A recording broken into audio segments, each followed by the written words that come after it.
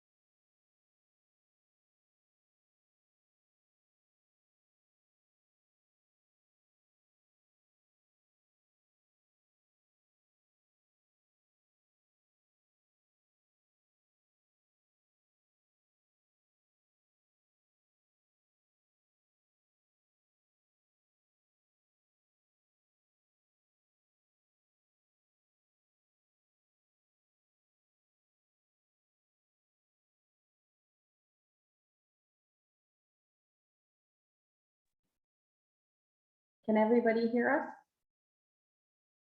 Is somebody, yes. Yeah, okay. Thanks. Martha shaking her head. Thanks, Martha. Thank you.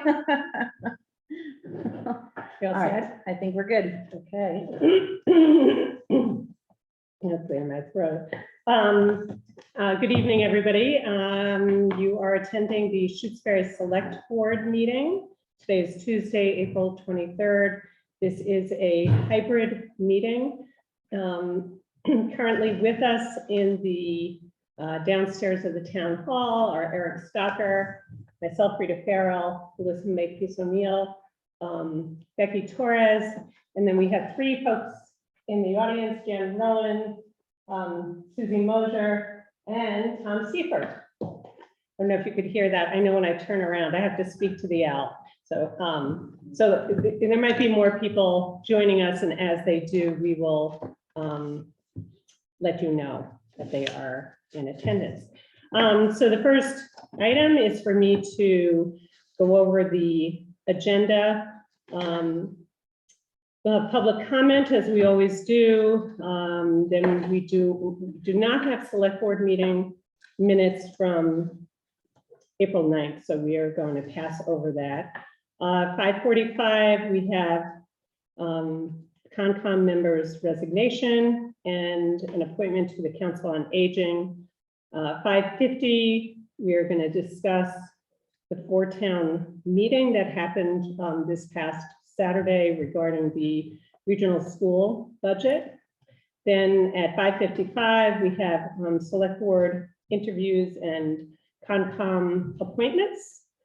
And 6:10, select board response to open meeting law complaint. Then the moderator is going to give a report to the select board on the electronic voting study group. 6:30, review annual town meeting logistics. And then we have a proposal for an EV charger from Livingstone, and we'll be getting an update about that proposal. Then we have a FERCOG, Franklin Regional Council of Governments, FERCOG, request for letter of support for Dirt Road Toolbox MVP grant application that they are submitting. And last but not least, town administrator updates. Is there anything that is unanticipated, Becky, that we have to do for tonight? So no MVP vote or anything. No, not Okay. required at all. Okay, so we'll go ahead and get started with public comment. If you have a public comment, I ask that you use the raise hand feature, which is at the bottom of your screen, and to keep your comments to couple 2 to 3 minutes maximum. And just as a reminder, public comment is not a time when the select board engages. So if you have questions, we're not going to be answering your questions during that time period, but we will just, register what you're discussing and take note if it's something that is on this evening's agenda. Okay, so we are open for public comments, and that goes for anybody, anybody else who's here. It's not just folks who are participating remotely.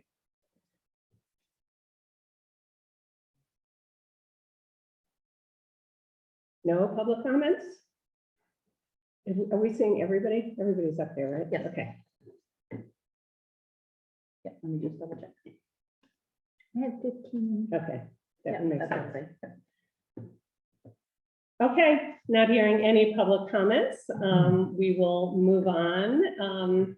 So we have a resignation from the Conservation Commission, from Robin Harrington, who is going to be leaving Shutesbury, moving out of town, and fairly soon.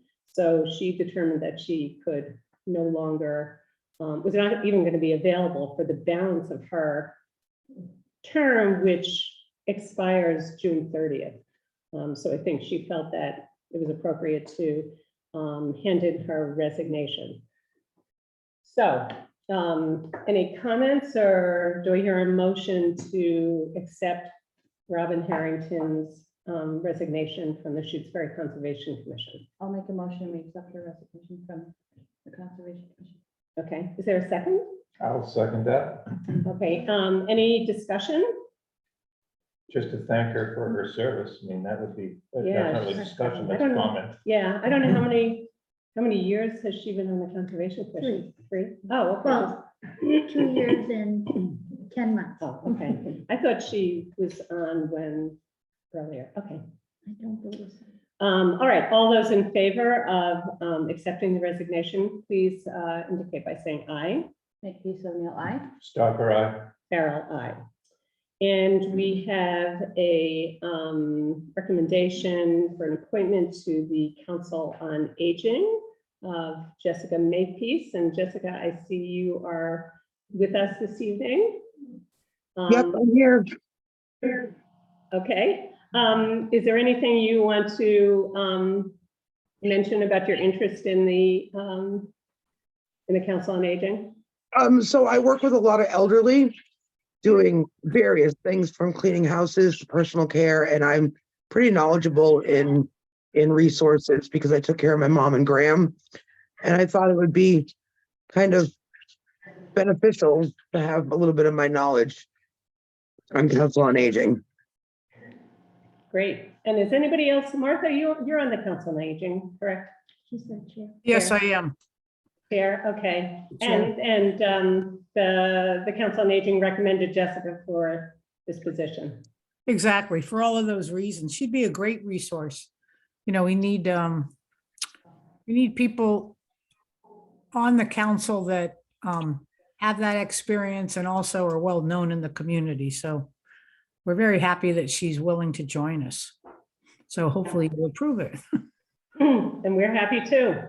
So thank you, Jessica, for your willingness to serve. I have to abstain. You okay? I think, is there some? There's a little bit of a relation Okay. here, so I have to abstain from. Okay. voting. All right, so do I hear a motion to appoint Jessica Makepeace to the Shutesbury Council on Aging? So moved. And I will second. All those in favor signify by saying aye. Stalker, aye. Farrell, aye. Make And peace we- O'Neill abstain. Abstain. Okay, great. And Jessica, thank you for your willingness to serve. My pleasure. Appreciate it. Okay, the next item on the agenda is the report on the four-town meeting that happened on Saturday morning, in person in Amherst. I was sick, so I attended via Zoom, via Becky's computer, but Melissa was there in person, Becky was there. Susie, I believe. I was out of town. Oh, Susie was out of town. So at least 2 or 3 finance committee members, were there, if I'm not I mistaken. think everyone except for Bob and George. Oh. There were 5 FinCom members. And And Susie. Susie, 4. Sorry. Okay, so Sorry. 4. So this is a long and kind of complicated story about the regional school budget this year. And I haven't followed it as closely as maybe Becky or Melissa have. Just the quick synopsis is that the school committee voted a budget. Then there was a lot of public outcry because there was something in the neighborhood of $1.6 million that was going to have to be cut, which meant a number of positions, and the school committee was going back to reconsider those cuts, but the town administration and the town of Amherst, the town manager, everybody had sort of different positions. And the last budget that we saw, and this has been a little bit of a moving target, there was an 8.2% increase. And so our finance committee spent a tremendous amount of time, pouring through the numbers, looking at the impact on the town's budget, and came up with a proposal to approve a 6% increase. And because of the timing is very awkward, Leverett has its town meeting this coming Saturday. We have a town meeting. We also have our town meeting on Saturday, and I don't know, Pelham is sometime in May. Yeah. So maybe I'm going to leave it at that, because I at the end, I was unable to hear what was going to happen, what the next steps were. There were too many people talking at once. So I don't know, Melissa or. So, and Becky can help too, because we were both there, but the next steps seem to be that the regional school committee was going to meet tomorrow. They said Wednesday, yeah, Wednesday. And to talk maybe a budget. If there's nothing settled, the towns will either have to reconvene in the special town meeting to address budget, or we can keep the town meetings open, so we won't know until after that vote. But they collected information from, what the individual towns thought they could do. So that was, Doug Slaughter collected those comments to hopefully come up with a compromise. And I think, Can you talk to the L? Yeah. I'm gonna put this down, okay. Yeah, But I'm not gonna close it because it shuts down the meeting. I have to remember. So Shutesbury came in with a very well thought out strategy about the 6%. They had a 5 something number originally, but the 6%, this was not brought up at the meeting, but it's important to Shutesbury. The 6% was actually the amount we would have paid under the 100% statutory formula if it had been used on the requested budgeted amount by the regional school committee. So we were reinforcing by choosing that number that that's the formula that we will, we continue to support. And we understand that others would have paid more, but that's why that was the underlying reason the 6% was supported. Okay, so Shutesbury announced in the discussion that they had come to a 6% as a compromise. Then there were breakout sessions, and during the breakout sessions, Leverett came up with 6.1% as what they could afford. So we were starting to coalesce. At least 2 towns were coming close together. Doug picked up on that. Shutesbury had informed him of the 6%, so he had listed that amount, 6% for everybody on the chart, so people could see it during the meeting.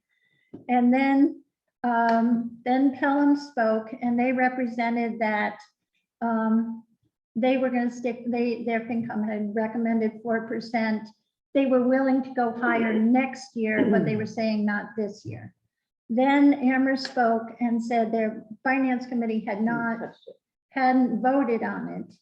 I know they had been thinking and talking about it for 3 weeks, but they had not come to a vote. I think they didn't, their town manager had stated publicly that he supported a 4%.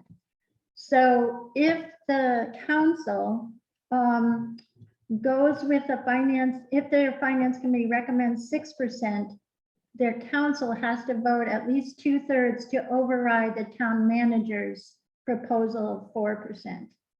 I think it's in the realm of possibility that it might happen. That's the big quandary of on Wednesday, what happens after that? It might be that Amherst is meeting right now and voting.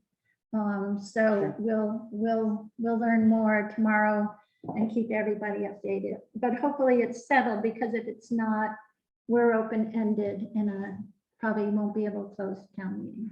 So, so that was my next question. If Amherst doesn't approve this 6%, then we don't have a regional school budget. Well, or- actually, the purpose of the school committee's meeting is to vote the 6%. Okay, So if they vote it and they make the percentage adjustment to the assessment formula, and we make that adjustment as well, I believe it's On track. it's on track, because then the other two towns just have to catch up. They will or they won't, but at least there's an opportunity for the regional school to have a budget. If if Pelham and Amherst come on board. But I think that was what Doug was talking about, was coming out of the Wednesday meeting with a new vote from the school committee that we could align, that could back up our vote okay. at town meeting.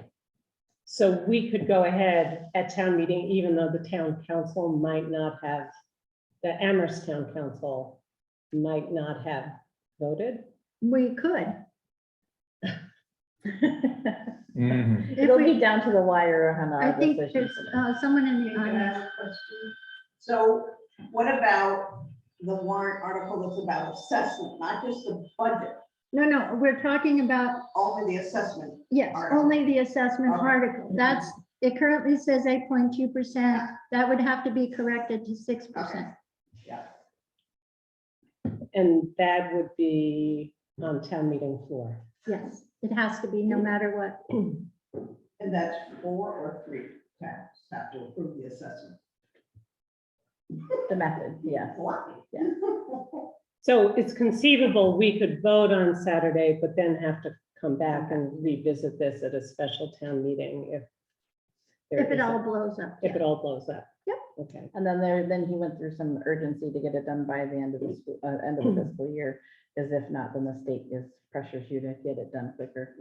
Yeah. right, does it, the state puts you on a, Yeah. on a You go budget. into receivership. Right, okay. I don't think anybody wants to do that. I think my biggest concern for Saturday is, is somebody's ability to get up and explain this in a way. Maybe this is gonna come up, so the budget hearing, Paul, and finance committee The budget is. was moved to the third article. Okay, the budget was moved to the third article, but we have a session to review the Tomorrow night. budget tomorrow night. Yeah. Okay, so maybe we want to just, will somebody be explaining this? Yes, and AJ has Got spoken good very well to the issue, Okay, and he's been keeping the finance committee updated because he follows all the regional meetings, so I think we'll be in good shape with somebody knowledgeable to present. okay, all right. So it comes up in Article 2 around the The formula, assessment. the assessment, and then Article 3 is going to be the budget. Mhm. The whole budget. Okay, that should be fun. Yeah. Anything else the town of Shutesbury needs to do in terms of a follow-up? I think, It's really on. We're just them. waiting on Now, them. we need well, yeah, to- now it's up to Amherst and Pelham. Okay. All right, Very good. So we are just about on schedule here. The next item on the agenda is for the, to review the candidates for the Conservation Commission, and hopefully we can do appointments. So originally we had one vacancy, and as I mentioned, with the resignation of Miriam DeFont, and there was a balance of her term, which runs through the end of June 2025. Then we received a resignation from Robin Harrington. So we actually have two vacancies for the Conservation Commission. One of those vacancies, one of those individuals would serve just till June of, the end of June of 2025. The other, and I'm hoping we can do it, there's 2 months left, effectively 2 months left on Robin's position. But if it's doable, what I'd like to go ahead and just do the next appointment. Starting the next fiscal year. Yeah, for the next fiscal year. Are you saying you don't want the person to start in May? No, start in Okay, May, and but then- then just, it's like, but we're appointing them for 3 The years next plus connected 2 months. Okay, 3 and years. that that position should be on the annual appointment list. So it'll reconfirm when we go through the annual Right, appointment. okay, But it's good to make it clear to people now okay, that. okay. Okay. So we had a recommendation from the Conservation Commission, who went through a process of sending out questionnaires to the prospective candidates. And just a couple of things I want to note is this is an appointment by the Select Board. And it's done solely by the Select Board. There's no joint meeting with the Conservation Commission. Obviously, we take their opinions seriously, but it is unlike, because it's an appointed position and not an elected, when we have an elected position vacancy during the course of the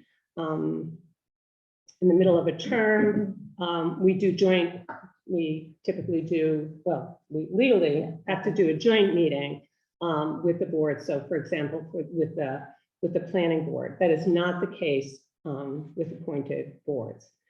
So we had three people who expressed interest, and they are all here and joined with us tonight. And I think it would be great if you guys could come up to the table, bring a chair. Yeah, Be wary of the liars. yeah. No tripping.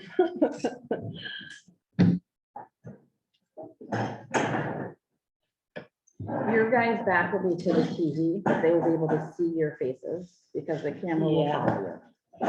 And this is a conversation amongst amongst us. So yeah, so we just want to introduce to Bob Douglas. Bob, have you met Melissa? And you know Becky and Eric and Tom Seifert, and Jan Rowan, Melissa, and thank the three of you for coming this evening. I did have an opportunity to speak individually with Bob, Tom, and Jan, because I just felt like I wanted to be able to kind of get to know each of you a little bit more. And it was, I must say, it was very heartwarming to kind of see the level of interest and commitment to serving on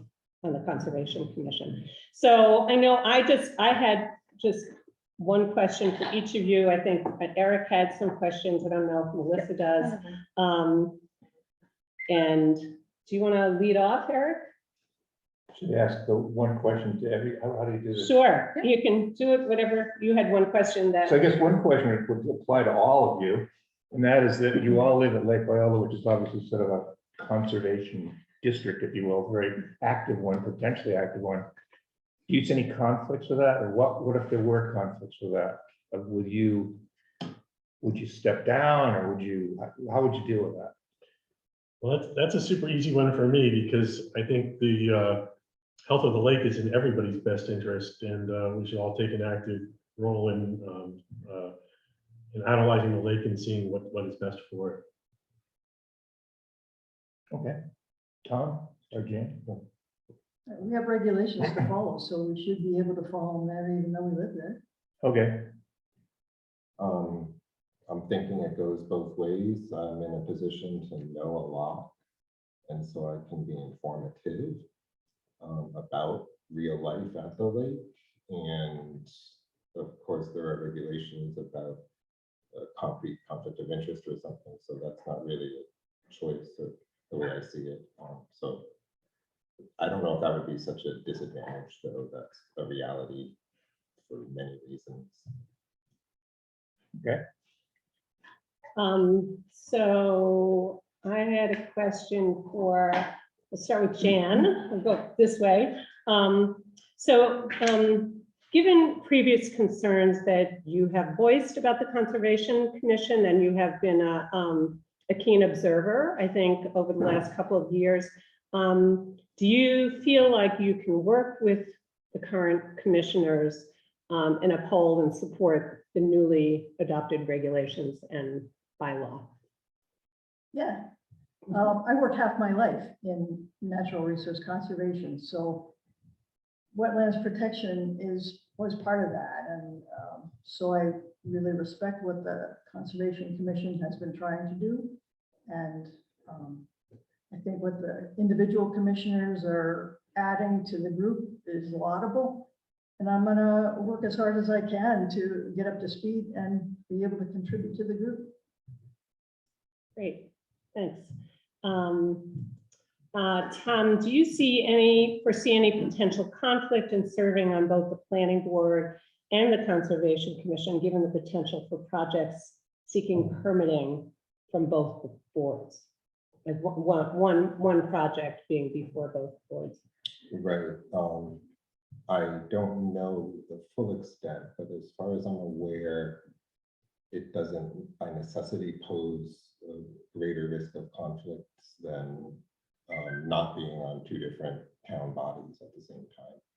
And I know it's allowed to be on two different bodies, people are currently and whatnot, but I wholly recognize that that puts me in a position that maybe other candidates aren't in. And there's always a spirit of, equity and whatnot in town, so. Good, thank you. Please. Thank you. Bob, you stated in your questionnaire for the Concom that you have an interest in establishing a responsible balance between natural preservation and sensible development. In your opinion, what can town boards and committees do to ensure that that happens?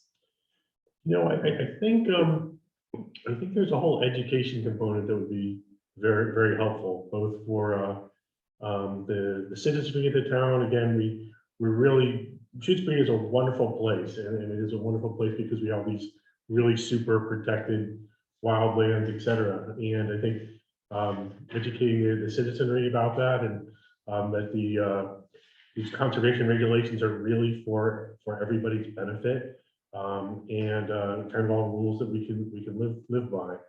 And as is the case in many New England towns, all the easy places have been developed. And so that kind of like leaves the hard places. It leaves one piece of land next to the wetland, a piece of land on the rocks, et cetera. So there will always be that tension of being able to put things in. And I really think the Wetlands Protection Act and the Shutesbury Wetland Protection Bylaw are really common sense ways to help guide people toward that desirable goal. Good, thanks. My question is actually for each one of you. It's one that I tend to ask a lot when there's an appointment. So sometimes you're asked to make a decision that is against something that you maybe personally believe in, although the work with the commission or a board might need you to make a decision otherwise. Can you give an example of, in your work experience or committee experience currently, where you've had to make a decision that's against your own personal beliefs for the better of a greater good or a town? In this case, it would be the town, obviously, but. the residents.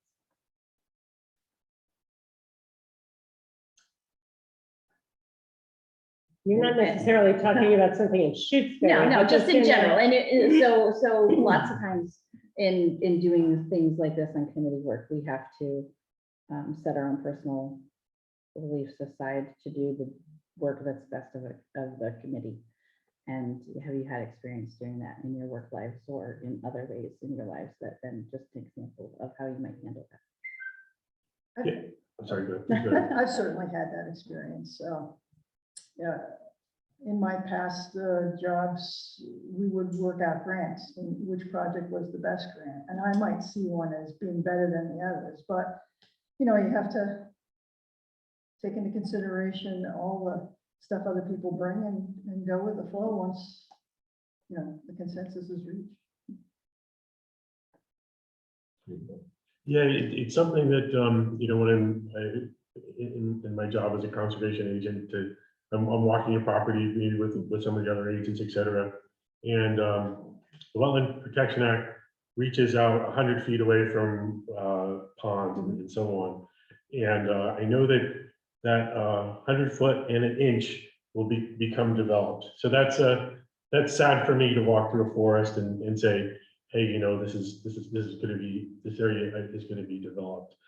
So in my heart, I love the forest, and I also know that it will be developed, but it will be developed in keeping with the laws that we've all agreed to. I'm thinking of a committee I was on a few years ago for employee review for a whole department. It was an academic department, so it included mostly lecturers and professors. And there were so many nuances that came into the matter as well. And it became important to respect the regulations by far, but also history and finding sometimes what felt like compromises, but we never went out of regulations. And that was the learning experience for me, is that we can still, to some extent, with some compromises, encompass a lot of people's wishes or a lot of history that might not appear so straightforward at first. Eric, do you have? I'm okay now. I can ask questions or not, but I'm fine. I'm good. I feel like I've gotten to sort of know all three. Melissa, you have anything else you want No, to? I'm good. So what do we do now? So, well, is there, so we have two positions open, and we have three candidates. As I said, one of the positions is for essentially 14 months. So it goes for, from starting upon the appointment, although when somebody gets appointed, they have to be sworn in and get all the background materials. So I don't know when the next meeting of the Conservation Commission. Tomorrow, it's Thursday night, It's if Thursday. they have a quorum. Right, but they probably, would somebody conceivably get sworn in and could start right away? Yeah. Okay. Depending on their personal schedule, I don't want to. Okay, all right, so we can take it one position at a time, or we can have a, maybe it makes the most sense to do, start with the 14-month, with the balance of the term for Miriam Defont. So do I hear a motion? Or do you want to do the 3-year one? You guys decide. 14 I months can is go. fine. You want to do the 14-month? Okay. Is Sure. there, All right, I will make a motion that we appoint Jan Rowan to the 14-month position on Conservation Commission. Is there a second? Second. Any further discussion, questions? Okay, all those in favor signify by saying aye. O'Neill, aye. Stalker, Farrell, aye. Okay, do I hear a motion for the three-year plus 2-month position for the Shutesbury Conservation Commission? I move that we nominate Bob Douglas for that position. Is there a second? Second. Is there any further discussion? Okay, all those in favor signify by saying aye. Makepeace O'Neill, aye. Stalker, Farrell, aye. So I want to thank all three of you, and I want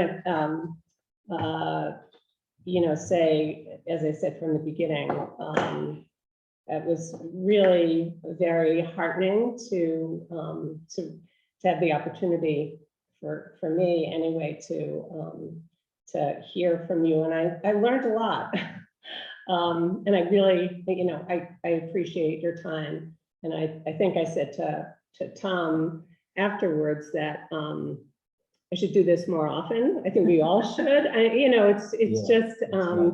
I think you in particular, probably I asked you some things I didn't ask Jan or Bob, but gave really good, just, it was beyond the Conservation Commission. It was sort of about more just in terms of governance. And so I appreciate that very, very much. And I appreciate your willingness to serve. So you were a good candidate. I think Jan's experience, and Bob, obviously, it comes with, he could be our one person conservation Right. commission. He's not going to be.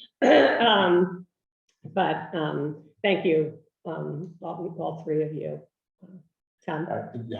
Just thank you as well. It's been a great process. Yeah, okay. I think it's a great outcome. Yeah, good. Thank you. Thank you. I appreciate it. that's very gracious, and thank you all. Yeah. Appreciate it. Very much. And don't forget your daffodils. And we do it. Anybody who came to my house, I was trying to get rid of daffodils. Some people forgot. Some people forgot, so they're on the table. Help yourself, because I got hundreds and hundreds of them. So again, thank you all.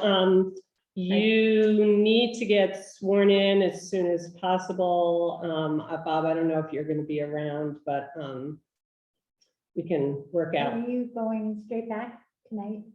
No, Oh, so maybe the town clerk is in at 10 tomorrow morning. okay, If you're still around, that would be perfect. You could stop in. okay. I'll make sure she's, there isn't anything strange in her schedule. Now I've told you that. Gotcha. Yeah, I would not be able to make that. But, Oh, okay. yeah. I'm not going back straight tonight, but I wouldn't be able to be here tomorrow.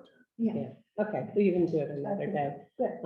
Again, thank you. I do see one hand. I don't know if we want to take questions. No, not taking any questions.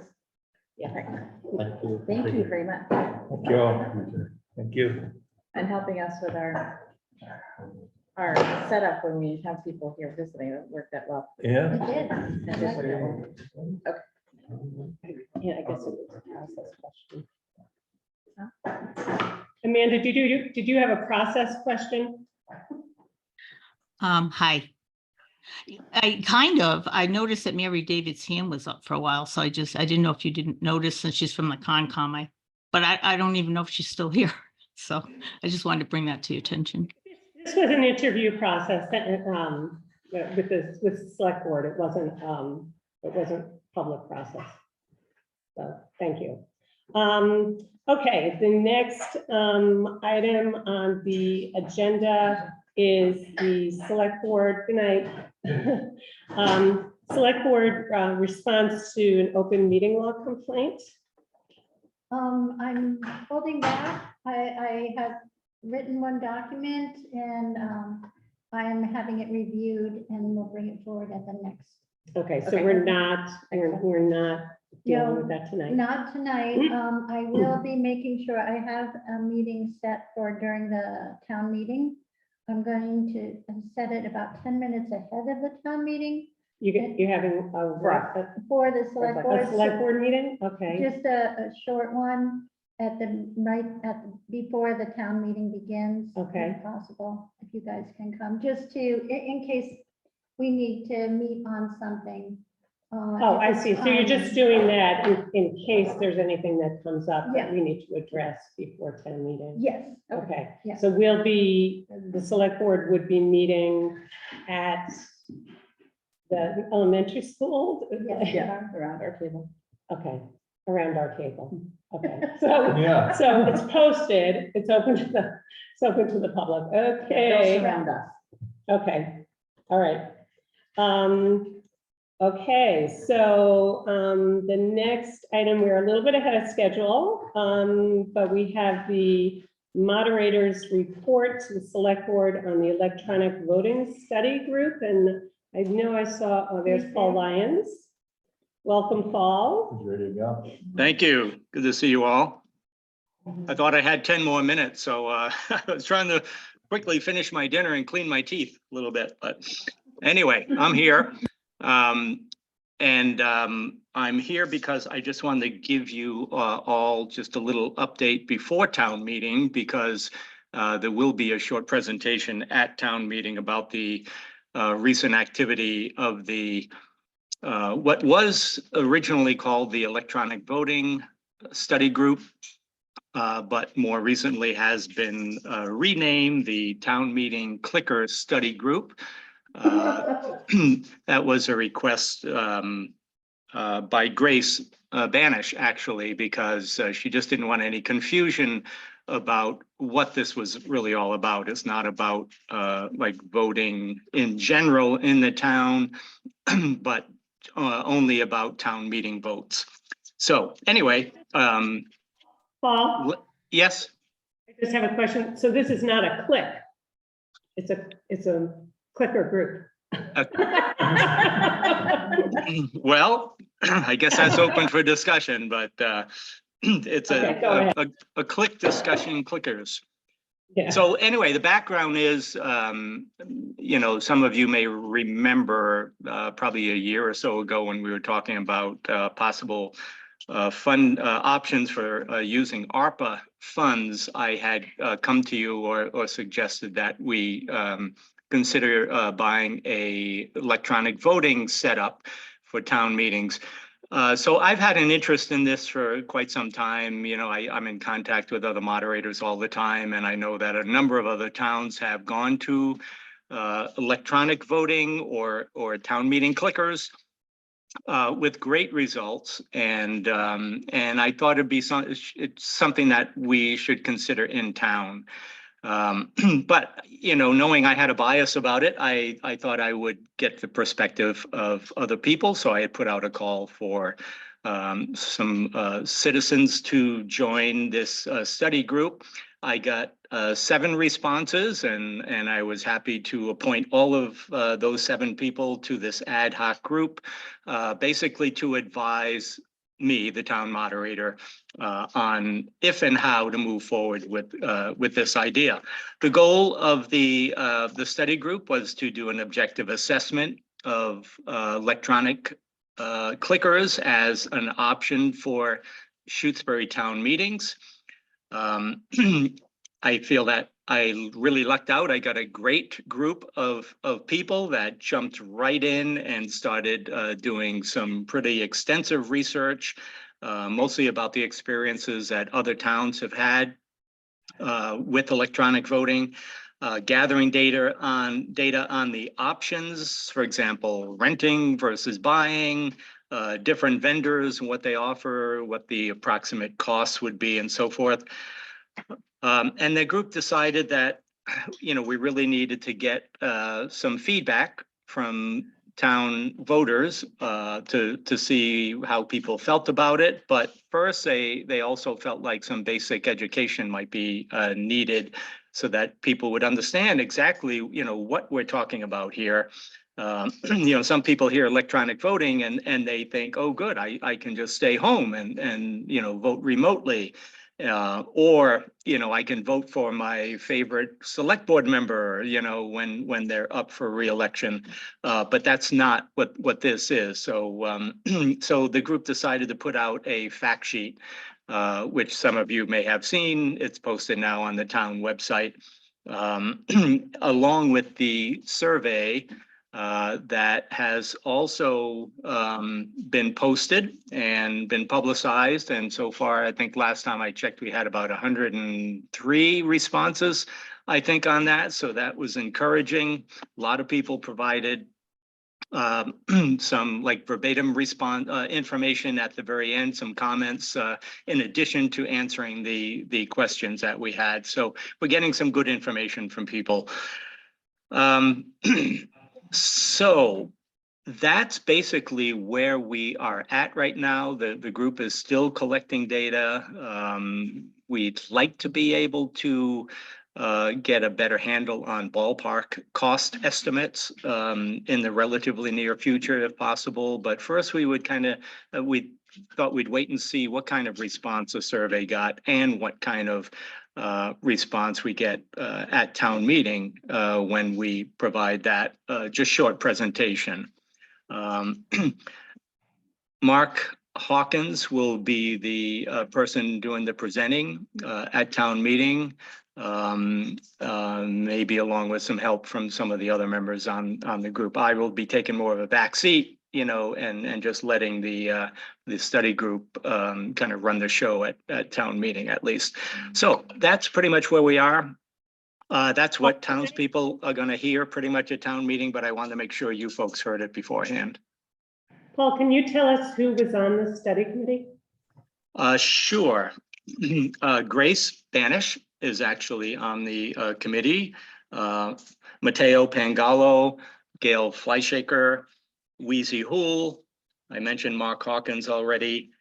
Sylvia Rata is on the group, and Erin McGurl was also a member initially, but she came in with some different kind of experience in electronic voting and decided that this really wasn't the group for her. She thought it was going to be about something else.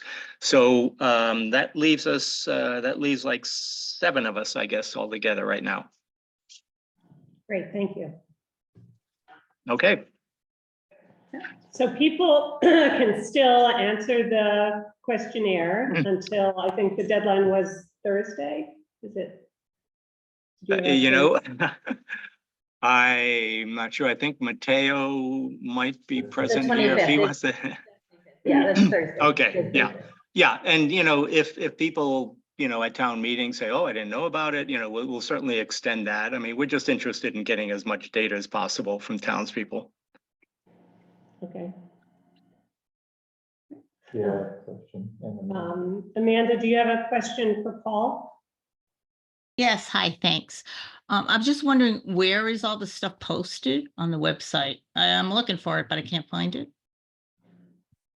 Yeah, this is not an official town group. I went through the Attorney General's office to make sure that I was on solid ground. The moderators have the authority to appoint advisory groups to advise them on decisions that they ultimately can make. Moderators decide how votes are going to be taken at town meeting. So, so the Attorney General's office was pretty clear that I was in safe grounds to not actually have an officially appointed group that would be subject to open meeting laws and so forth. That's been really important, I think, for the group to be able to really work efficiently and quickly, because we didn't have much time before town meeting. So that's why you're not seeing anything, Amanda, on the website. But I know you'll be at town meeting and you'll hear all about it, and you can maybe ask questions at that point. Sure. I thought you said though that there was stuff posted. That's why I was asking. Oh, I'm sorry. I But misunderstood. thanks for the other stuff. That's very interesting and helpful. Yeah, I thought that was also important information. Yeah, I think if you go right to the site that has all the information about the town meetings, there should be a clickable link right there to the survey as well as the handout. Okay. All right. And if you can't find it, let me know and I'll make sure that I get those links to you. Okay, And Paul, thanks so much. was there a town announce about this too or no? No. I'm sorry? There was not a town announce. He only went to next door. Okay. Is that right, Paul? No, I got it. I thought I got it too. Did you do a town announce looking for people? Yes, looking for people, right. But I haven't, there hasn't been a town announce with the links to the town website. I think that that was on Nextdoor. Oh, Yes. Yeah. Okay, I don't, oh, okay, I see it. Okay, thank you. Gail, did you have a comment? We sent a town announcement that posted the survey URL, inviting people to take the survey. That wasn't the question, Gail. No, it was. That was my I question. thought that was the question. My Yeah. question was, did he put it out originally on town announce when he Oh. looked for people, or was that just? Oh, on no, Nextdoor? no, but I was asking about the survey itself, that it went out on town. Announce. Yes. Oh, But- okay. Again, I'm sorry, I misunderstood. So yeah, Gail had put out a town announce about the survey. Okay, that's what I thought. It's just if somebody was looking for it and hadn't received it, they should look in their inbox, assuming they're signed up for town announcement. Right. Or go to the town website, of course. Right. Okay.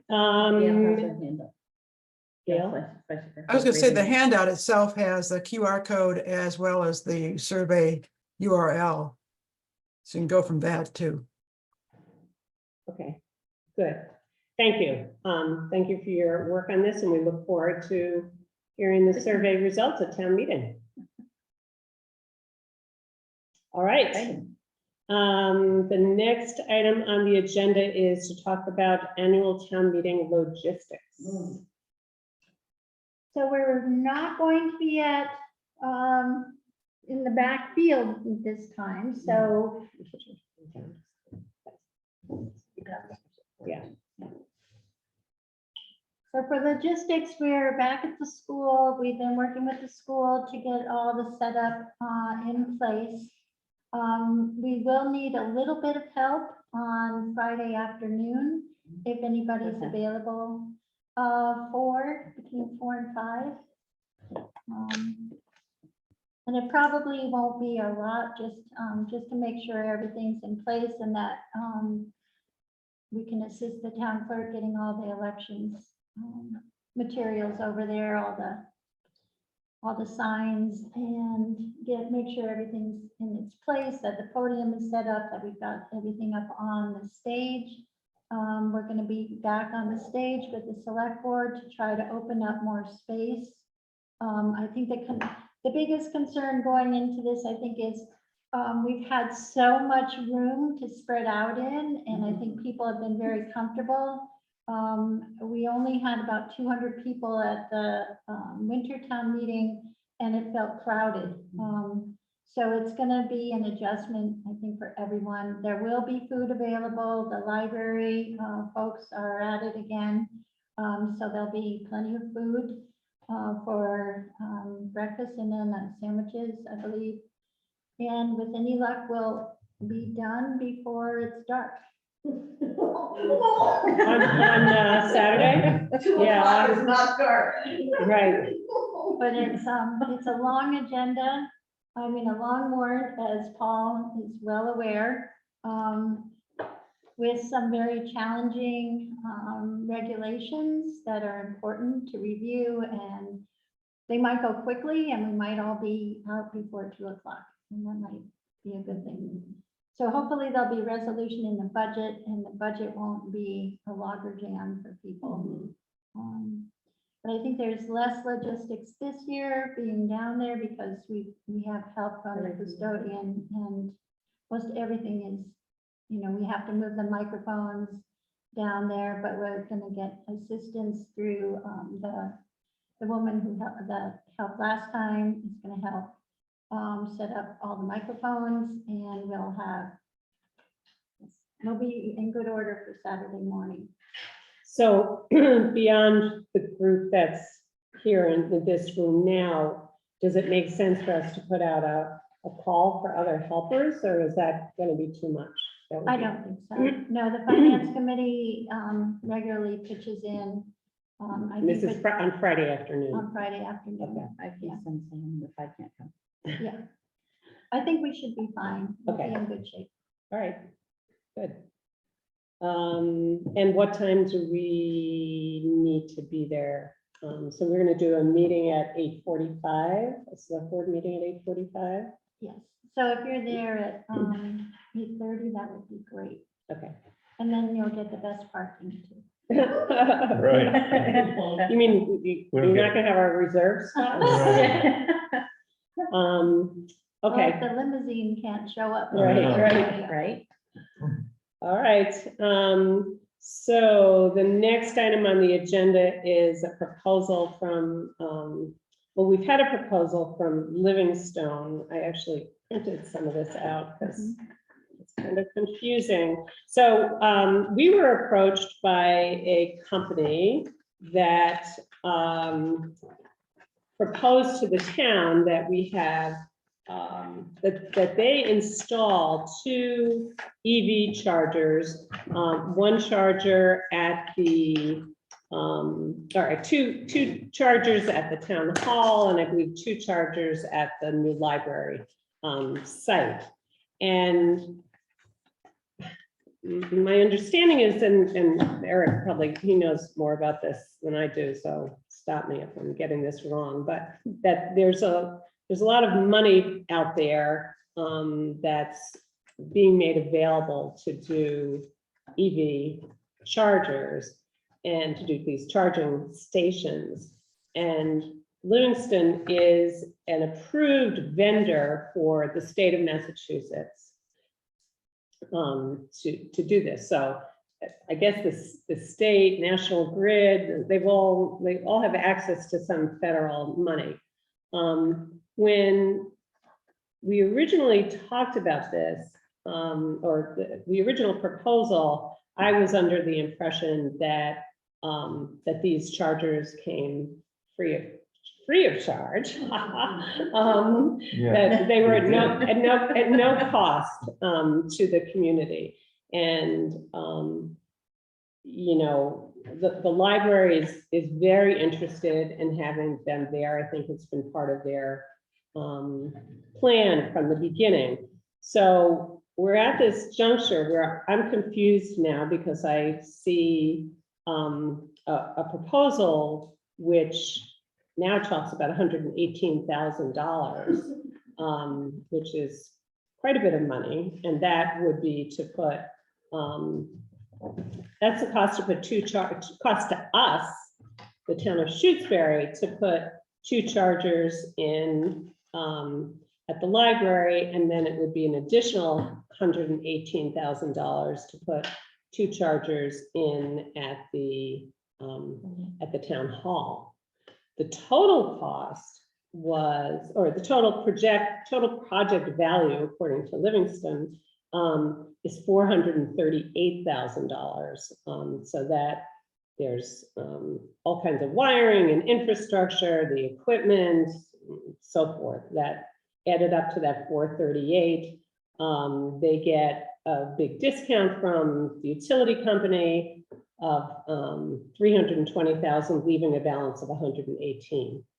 So I know our energy committee has discussed this. Eric has done some background research, and maybe somebody can explain how we got from no cost to now $118,000, and sort of what the where do we go from here? Where does the library building committee want to go? Is anybody, nobody's here from the library? Okay. I think we have to find a different deal because this one clearly will not pan out with the new numbers, which I was told verbally had not changed. But didn't we had the original The original proposal was was zero. like, Yeah, was no cost. Well, we got the Right. zeros right. It's like a Right. hundred. You go to Right. zeros never. They're after a big decimal point or whatever. So this was, yeah, this was quite a surprise, yes. right? Yes. Um, And unless there's some hidden explanation that I've reached out to him, but I haven't heard back yet. But I just sent the email this morning. so is this for the library, and I mean, the town obviously could forego having 2 chargers here, especially if there were a couple of chargers at the library. Does the MBLC, would they pay for? Well, these are superchargers. That's why they're so expensive. They're the really Ah, fast the ones. And that's quicker why it chargers. would have been wonderful to get them for free. But once the amount of money, I think once we went into the new year, they kept pursuing us, but with the same line, but the facts are in, once they sent the quote. Well, my sense is, I mean, these are class 1 chargers, as you suggested, the real fancy ones. I mean, I have a class 2 charger at home that I use all the time, probably costs about $2,000. Right. I No, mean- they were giving them away. So this is Yeah. it's a totally different class of charger. And Right. it would have been real overkill. But if it had been for free, Yeah, that's right. I see. and I think even in the, yeah, so I Well, can't they've wait always- to get my answer back from him because there's a big gap between what they were saying and what. They've always been a little wiggly too about like what, even when they were free, quote unquote, it was like, well, what if they break on year 3? Well, no, it didn't quite become clear to me that that would be free. So, it's always been a little shaky, I think, to me.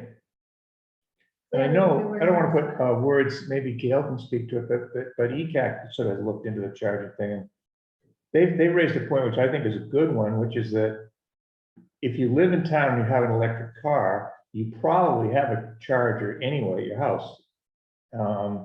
You probably do not rely on high-speed chargers in town. In other words, I mean, they'd be handy to have, I suppose. I mean, I come to a 2-hour select board meeting, I have an electric car, I guess if there was an electric car charger here, I could use it, but it's not essential. I mean, it's not like, I don't see that, it's a good thing to do, maybe sort of to encourage the whole electric car thing, if that's what we're trying to encourage. But I'm not sure that there's an essential aspect to it. And I know that when ECAC looked into it, they were just, and I don't want to, put words in their mouth, but I think my sense was they wanted to look at other things that are more beneficial to the town, like putting solar on the roof of the highway department was what was being discussed that night. And just because that's something that would actually benefit the town right away, bingo, we get the money. Anyway. So have you spoken with Marianne or about I did. about this? Okay. I did ahead of it, ahead of getting the quote, so I haven't talked to her Okay. since I got the quote. Okay. And we need to, because she had some stipulations of what things she would need, but for her purpose, the difference between a $2,000 and a $200,000 charger doesn't matter. Right, So right. I think now we switch to searching for chargers that are more appropriately and grant funded and less expensive. Yeah, I think that my understanding was National Grid had a grant program that the library could apply to for a charger. So it sounds like going down this path doesn't make any sense. Okay, thank you, Livingston, but we'll take a pass on spending $118,000. Okay, the next item on the agenda is we have a request from the Franklin Regional Council of Governments for a letter of support for their application to the Municipal Vulnerability Program for a dirt road toolbox. So what is it? Big toolbox. Yeah.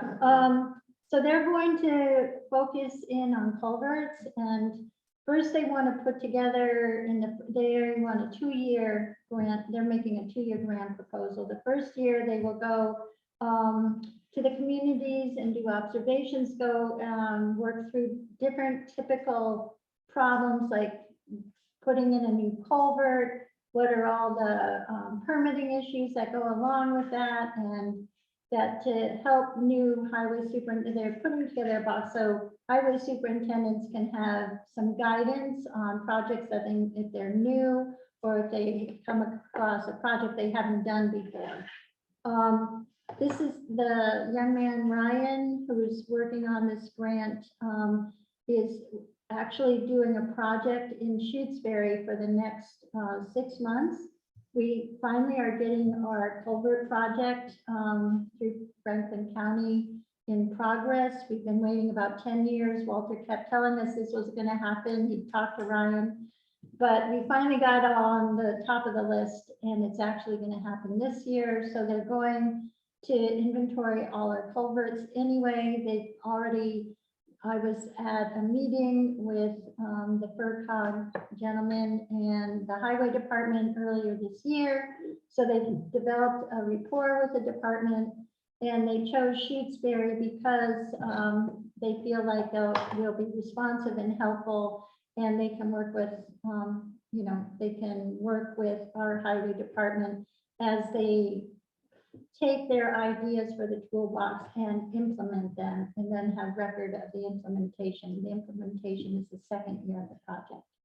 So they're hoping to get the grant and then work with the town to actually implement the issues that they want to help educate superintendents.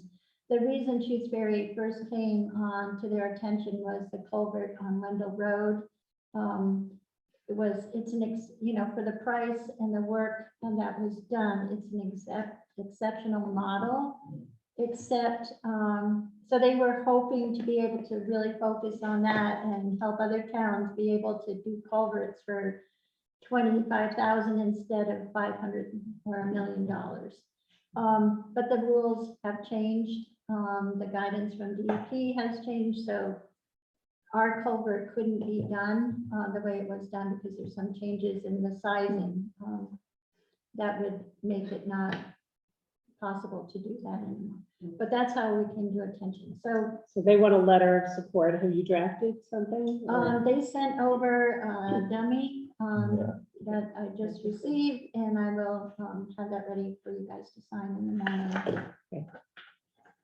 All right, sounds like a good idea, as long as it doesn't put our MVP Well, that's application in jeopardy. the first thing I asked, and she said she called the MVP and verified that as a sub-member on a regional contract, it would not negatively impact our main application. Okay.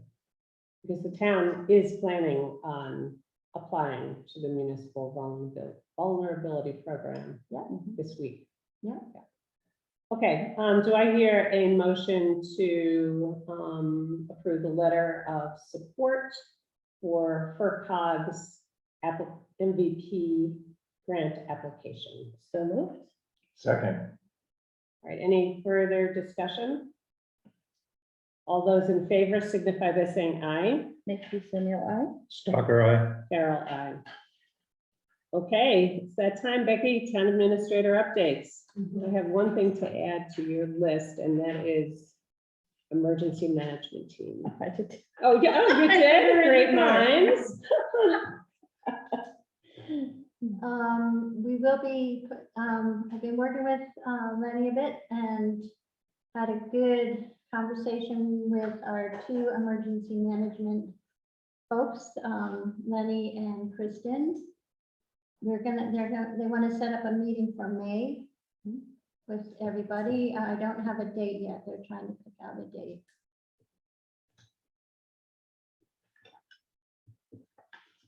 This is Lenny's in charge, though. Right? Lenny's in charge, but he is the main person. He is now, what do you call it, the director, and she's the deputy director. Okay. But I think what one of the most important things about the emergency management team is working together.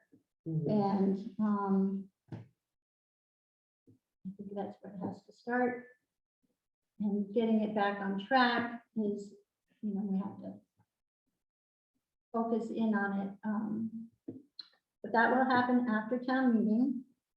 Right now, this past week and a half, we've had a lot of PFAS activity. We're doing the final round of testing for the year.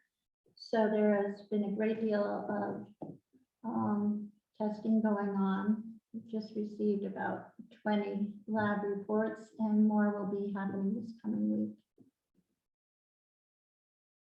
And when those reports come in, where do they go? They are reviewed first by the LSP. They come into our office, my office, and I have to get letters out to everyone, including the lab reports, as Geneva was doing. So each of so this is reports on individual Results homes. for tests, Okay. yes. All the PFAS testing outside of the town buildings are for residential homes. Right, okay.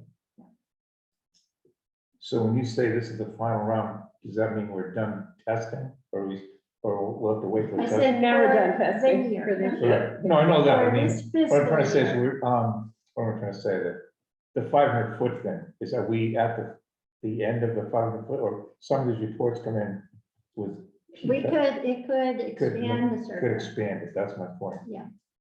And the last results we got in the last round did expand the circle and added 3 new poets that had to be installed in houses that hadn't had to have filters until the new reports came in. So the testing is critical because things do change. And yeah, and the regulations changing on PFOAs is a big one. Yeah, because you could have a reading under 6 and still have to get a filter at this point. Well, I guess we're putting filters in anybody that has, but it's even more extreme with the PFAS. So do we have money? Do we have money to pay for all those filters? Yes, at this point we do. We still For the have 5 in that are that in the balance works. of that 135 or 150,000. The 150, the Yeah. 136, we already went through and we're getting close to the end of the 150 Okay. that we just got. And then that's the reason for the town meeting warrant asking for another 150. Okay. Okay. Gasoline. Gasoline, gasoline, we still need to, we haven't advanced we got stalled on not being able to put one of the wells where we had hoped for, so we're still trying to figure out a new location because the septic is right. There's a septic down and you don't want this test well going in. You can't put it in where the septic is, so we need a new location for the gasoline well still. And Jeff to decide what he wants to do. He was talking about going behind, we almost have to go behind the house, and I think it's too far out of range. But the good news is on PFAS that the library water, new well test came back negative for Oh, great. PFAS, Oh, that's great. That's good. Yeah. which is. And that was what, was it 600-foot well? Yes. Yeah, that's great news. So there's one good thing on that. Yeah. We have, the building committee is still busy working on projects. We had 2 of the members here at Town Hall. Our mini splits had piping insulation around them that had all, it disintegrated and fell off. And the members of the building committee got new appropriate material and have replaced it all, and we're back in business on our mini splits. which is great. And they also looked at the old town hall. Leslie is fearful of going into the building anymore because not being able to shut the doors again. We had a situation one weekend where they weren't shut, where the building committee has found someone to replace the sill, and that's going to get fixed. That's another positive thing. We've been getting ready for our annual town meeting. People are pitching in, helping making copies. Thank you, Susie. Thank you, Susie. And Carrie's been very helpful as well. So it's, you know, people are pitching in, making things work. The annual town report is in the final stages. Should be ready, printed on Friday. Greg Fulton has done an excellent job, and people, only about half the reports needed had been received when I took over, after Geneva left, which I was shocked that it was that low. Yeah, it's always hard, but that was low. Right. So people responded well. I've gotten most everything in. And we're down to just deciding on the cover whether we're going to put a moth or an eagle. Whatever. Just a cover. Yeah. Are there any report on candidates for the administrative secretary? I have nothing. I had a pretty strong nibble. I thought I had somebody very interested, and they're on hold again because they don't have any daycare for the summer months. So, if you know anybody, Okay. And Carrie, how much longer is Carrie? Are we advertising for Carrie's we position? as land haven't, use director? but she's been real supportive to Beth. Beth was back in today. I was letting that go for a week or a month or two so they'd settle out, and they're in good shape and things are rolling right along. So I'll push on that and the admin secretary at the time. And the MVP grant application. The MVP grant, I'm going back through the narrative and the points counter and seeing what changes that might be more effective at this point. So it's in, and waiting for tomorrow. I have costs for the Lightning F-150, but what models are available, I'm not sure are the right ones. So, but they don't have to be available. I just need the right Right, pricing. we just need the dollar amount. Yeah. So the MVP application would be for solar It's for 47 kilowatts of solar on the library. on the library, as designed to be net zero. And it will have, we failed last time because we did not have battery backup in the plan. We can't fit battery backup into the building. And so we are requesting a Lightning, an F-150 Lightning Ford pickup truck to act as our battery backup. And that was actually suggested by, By The my MVPs. MVP rep. okay, Innovation is supposed to help, put the grants over the top. And I don't believe, I looked through the grants, I don't see anybody else that's done this yet. So, All right. okay. and so we're going for it. And you indicated that you do not need a signature Correct. from us. You can just, you submit it on Combis or something, Yeah, I right? have to go into Combis and upload everything online. Okay. Okay. And if that grant fails, where does the library stand with solar, solar on their roof or whatever? Well, it'll depend on the bids that come in. Yeah. They are closing the gap, but they have just gone out to bid, and that'll be the real story. When the bid, do you know when the bids are back, due back? to She the said library? 5 weeks, so it's not gonna be until May 30th. Okay, We have a question in the back. Just checking, is the pickup truck paid by that grant too? Oh, yeah. And does the library, if it doesn't get that grant, will the library have to do battery storage too? No, Oh, no. so MBLC is not requiring that there be battery storage. Correct. Yeah. It's the MVP Right. that requires battery storage. Yep. Backup. Okay, well, we'll keep our fingers crossed that we And- make it this time. Yes, and I also wanted you to know that I put in a DER grant for culvert engineering and permitting for the culvert at the mouth of the Ruggles Pond Dam. So that went in a week before, 2 weeks before. Yeah, not Ruggles, I'm sorry, Dudleyville Dam. Okay, oh, okay. I know, I was gonna, yeah, I was thinking you were, so this is a Department of Energy Resources, DER. And this is a town culvert there, and the dam is privately owned.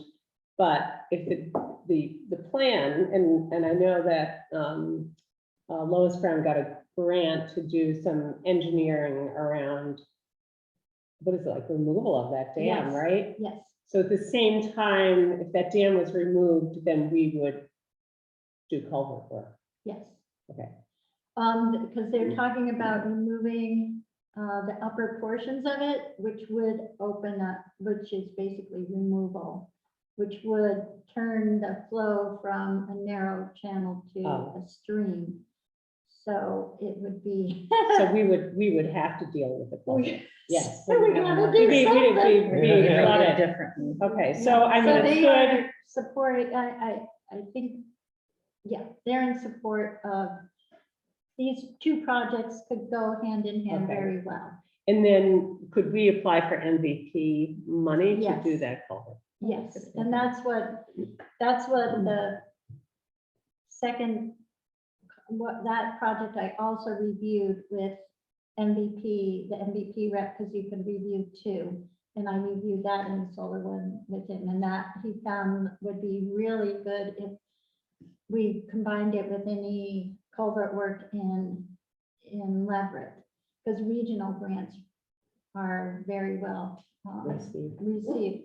And also the private MVP also supports private entities. So working with the dam and the private ownership there, it would also add a great deal to our grant. So next year's grant, I think, would have a lot of potential. Great.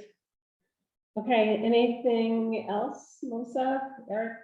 All good. So, We're good. We meet again in 2 weeks. Well, Saturday. Oh, right. Oh, Saturday. We meet on Saturday and then 2 weeks from today, May 7th. May 7th. Okay, very And then good. Melissa will be chairing that. Yes, I'll do that. Okay, great. Do I hear a motion to adjourn?